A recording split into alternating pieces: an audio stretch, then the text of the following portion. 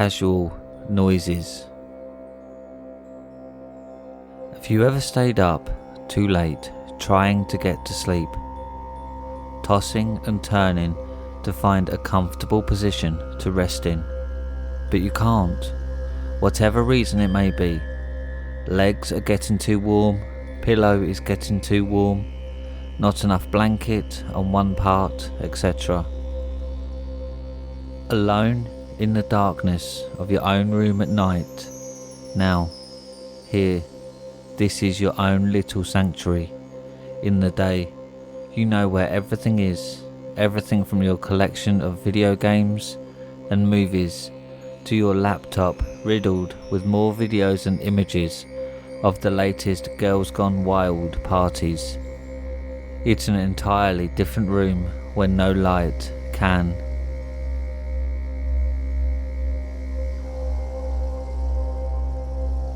or will enter. What I'm trying to get at are those quick and sudden pops and cracks you hear when the room gets too quiet.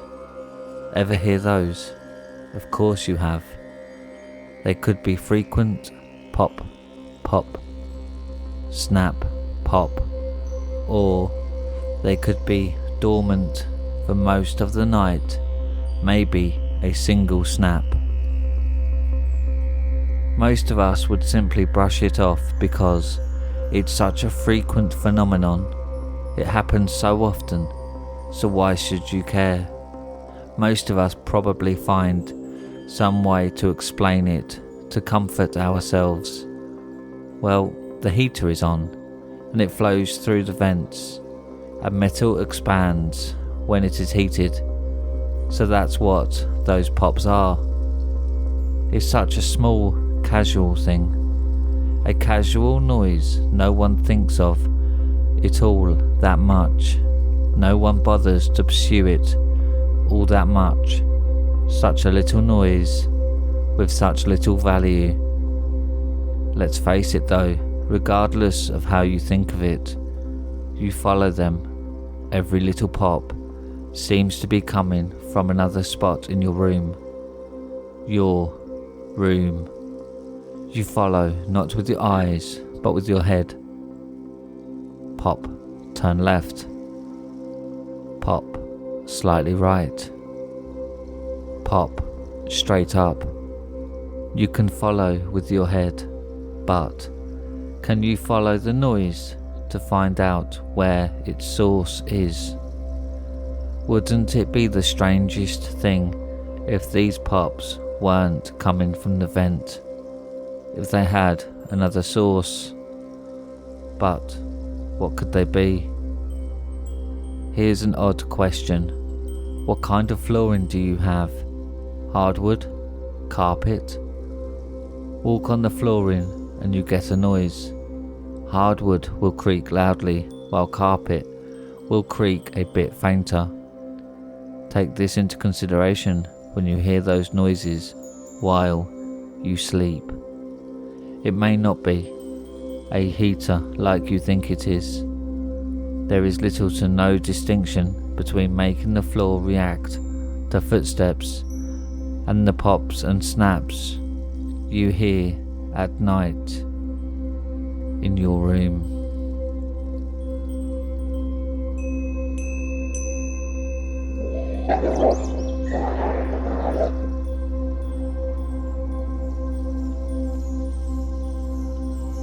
Cabin from hell.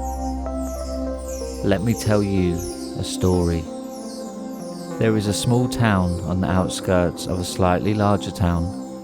The people there call it a city. This is where I live.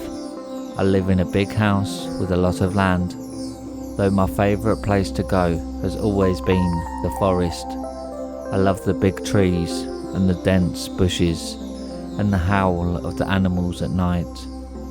In a small clearing in the midst of the woods and bordered by a field stands a lone cabin. This was my clubhouse, my base of operations, my castle, my home away from home. I loved it. I decorated it. and called it my own. My favourite times were when I could spend the night out there, my friends and I telling ghost stories and squealing late into the night. I didn't always stay out with a friend though. The woods were my home. I loved them. I was never afraid. I would pack up my sleeping bag and march proudly down the trail with my little lantern until I came upon my cabin. I would unlock the door with my special skeleton key and set up my bag on the cot my mum had given me. I did this one night, one clear summer's night. I settled in, per usual, and listened to the sounds of nature, the chirps of crickets, the hoo-hoos of owls, my lullaby soothing me to sleep. I don't know when exactly it changed. I only know it was dark. The once abundant noise of the nocturnal forest faded, and the silence was so loud it jolted me awake. The forest only goes quiet for one of two things: a storm or a predator. I glanced up at the window in the wall above my head and saw at once there was no storm. The moon and the stars shone down on me like a million diamonds, illuminating the black velvet of the night sky above the clearing. I figured there must be a predator, some wolf or cougar on the prowl. The window was locked and the door barred. No matter what creature may be out there, I was safe. I snuggled back in and rolled to face the room. Back against the wall, I began to drift back to sleep, reassured by my logic and the security of my little abode. A soft grunt came next to my ear, clearly heard through the paper-thin wooden walls of my cabin. My eyes shot open and I laid perfectly still as a subtle sniffing followed the grunt. I squeezed my eyes shut and held my breath, hoping the creature would go away before making an attempt to break into my cabin.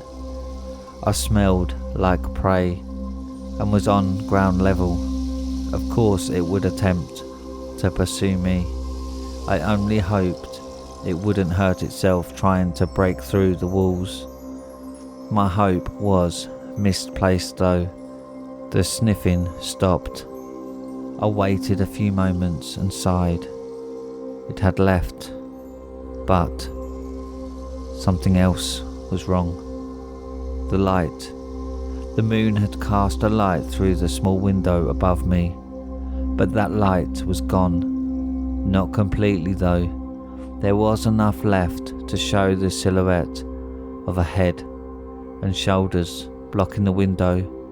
I rolled onto my back as quietly as I could and looked up. There was indeed something in the window, something for which I have no words. I stopped moving, paralysed, mouth open in a mock scream. When it turned, it cast its head downwards, and its eyes, those awful, soulless red eyes, looked into mine, peering into the depths of my soul. That is when I screamed, loud and shrill, a cry for life, mercy, help, and that is when it moved faster than I can follow. The cabin, my safe haven, crashed in on me. The world went black. Now, let me tell you another story. This is a small town on the outskirts of a slightly larger town. The people there call it a city. This is where I lived. I lived in a big house with a lot of land, though my favourite place to go has always been the forest. I love the big trees and dense bushes and the howl of the animals at night. The big house no longer exists, replaced by a worn-out shell comprised of a few sorry, crumbling walls. The woods are still there though, and the field too, though now overgrown and unkempt. In a small clearing in the midst of these woods stands a lone cabin. Many stories are told about this cabin and about the things that happened there all those years ago. What exactly happened, though, nobody knows for sure. Some say it was a madman escaped from a nearby prison. Others say it was a case of child abuse. Others still say it was an accident or an attack from a rabid animal. These are among the prominent logical theories. Hidden among these, though mostly popular with the kids, and other theories, supernatural theories. These theories range from a demon to a werewolf, but the major theme is curiosity. All their lives, children are told to stay out of those overgrown woods, but children never do as they are told. They are told there is no cabin there, that the tales of the supernatural are wives' tales. The children have a different idea though. The cabin, they say, still stands, and whatever was there that night still lurks inside that wooden house from hell. This scares the children for a while, but as they grow older and more adventurous, they begin to question it. Then the dares start. I dare you to spend a night in hell's cabin, and they do. Curious youngsters come every so often. I see them, their nervous faces flushed from the efforts of the trek through weeds and ivy, the looks of surprise and suppressed fear on their faces when they see the cabin is there, looming in the middle of the clearing. They usually come in groups, fear suppressing the desire to come alone. These groups stay scared through the night, then they leave. I watch, sad that they have come and gone, but some come alone. It is for these brave souls that I wait. I watch as the sun goes down and the crickets chirp, their noise lulling the child to sleep. I watch as the moon rises and the stars twinkle, and I leave my hiding spot. The forest goes quiet, and I watch as this silence disturbs the child. I watch through the window, my silhouette cast down onto the floor. I see the child freeze, fighting the urge to look out the small window. Sometimes I have to knock, but they always give in to their curiosity. Eventually, with a turn of their head and mine, I meet their eyes, the look of confusion, then fear, as my deep red eyes penetrate deep into their soul, seeing their past, present, and reading their future. I grin, showing my pointed yellow teeth. They open their mouths and scream. The cabin crashes and the world goes black. I slip away as the sun peeks over the horizon, and I watch as yet another victim is found in the cabin from hell.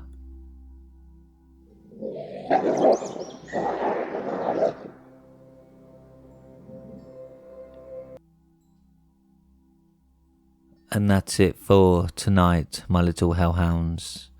Thanks for listening. If you have any scary stories, then submit them to Reddit r/homeofscares, and follow me on Twitter at homeofscares. Don't forget to like the video and subscribe, and click the bell icon so you get notified every time I upload, so you don't miss another scary episode. Now, good night, my little hellhounds.